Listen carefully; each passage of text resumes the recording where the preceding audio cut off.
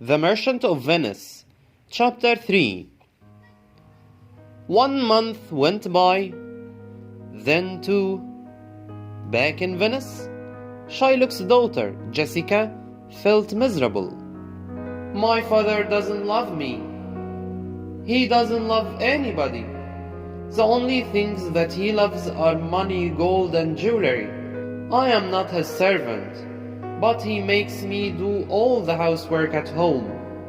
I am his only daughter, but he never says thank you to me for everything that I do for him.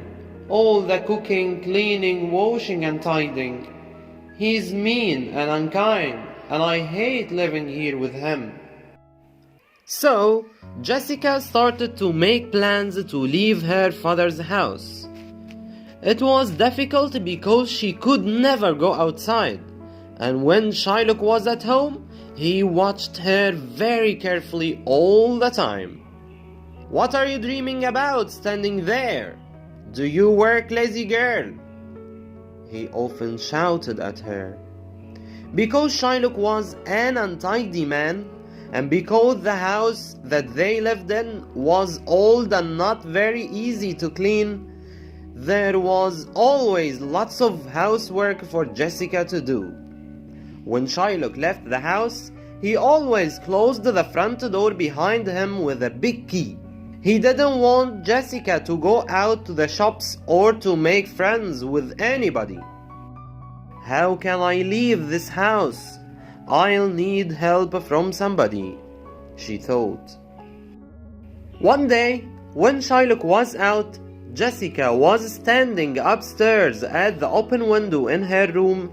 She was looking up at the sky and dreaming of being free. Then she looked down into the street under her window and saw a young man standing there. It was Lorenzo, Bassanio's friend. He was looking up at her, and he had a nice smile on his face. When Jessica saw him, she started to close the window. She was very surprised and very worried too. Her father didn't like her looking out of the window and talking to people in the street. Wait, please don't go, called Lorenzo up to her.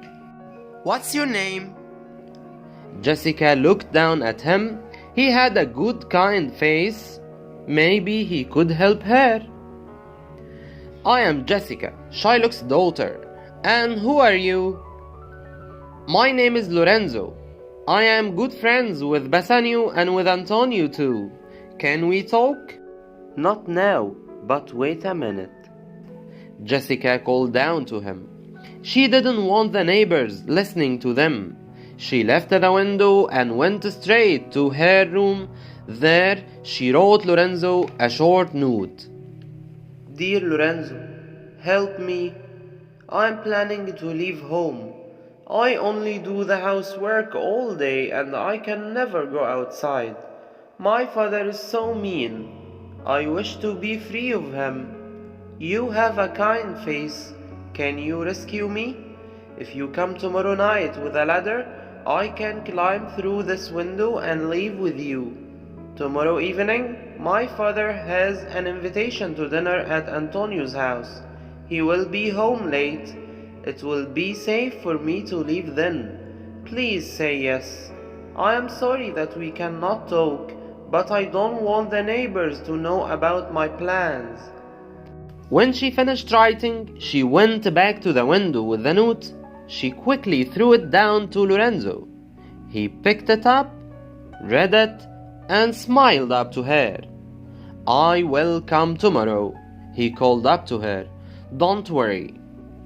The next night, when Shylock was out, Jessica left her father's house with Lorenzo. She took her mother's jewelry and bags of gold coins with her, but nothing that belonged to her father. Later that night, Shylock returned from Antonio's house to find that the house was dark. Jessica, where are you? He called out. He couldn't find his daughter anywhere. Then he went upstairs to his room and opened the cupboard where he kept all his money and a box of his dead wife's jewelry. The books had gone, and some bags of his wife's money had gone with it. Then Shylock went into Jessica's room and found the open window. "My daughter! My money!" he cried.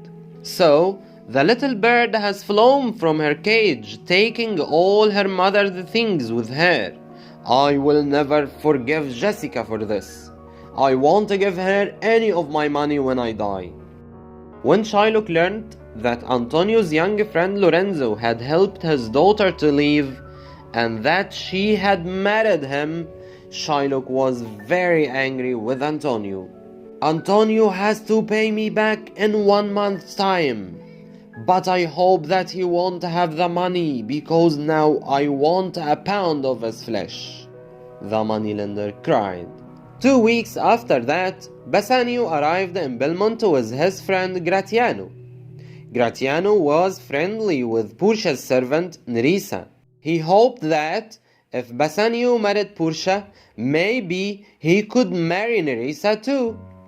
Portia didn't want Bassanio to play the guessing game at once.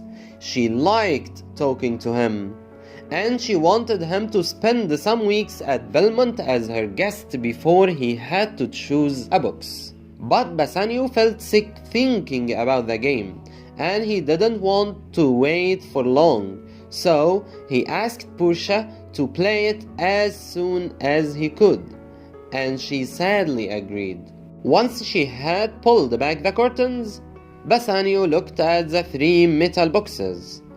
On the lead box he read, "If you choose this box, you risk all that you have." "Gold and silver look very beautiful," said Bassanio, "but something which is beautiful outside can have ugly things inside it. Lead is a heavy metal, and this is a heavy choice in front of me." So Bassanio chose the lead box. Portia gave him the lead key, and with that he opened the box. When he looked inside, he saw Portia's picture there. He was very happy, and Portia too was very glad.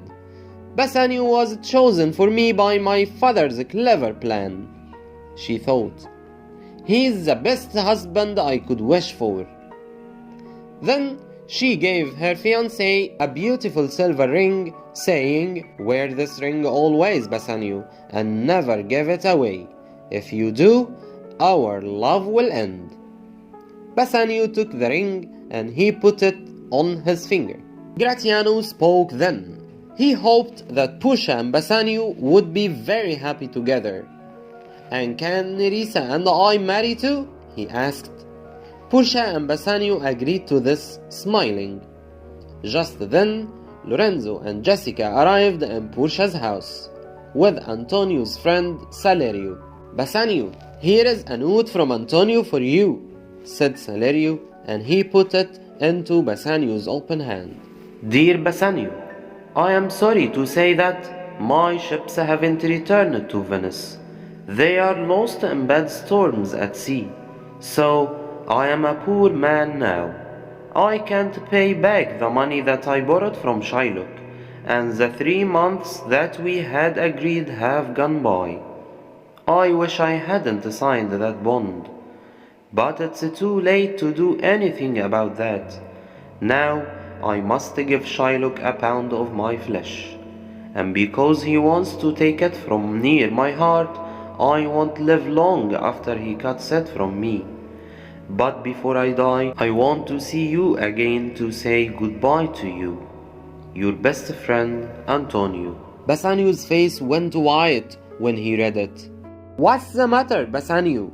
asked Portia, looking at her husband's worried face. Then, for the first time, Bassanio told Portia about the 3,000 gold coins that Antonio had borrowed. Salerio said, "Shylock has spoken to the Duke of Venice. He wants his pound of flesh, so Antonio's now in prison, waiting for his trial. You must do something to stop Shylock and to help Antonio before it's too late." To be continued in Chapter 4.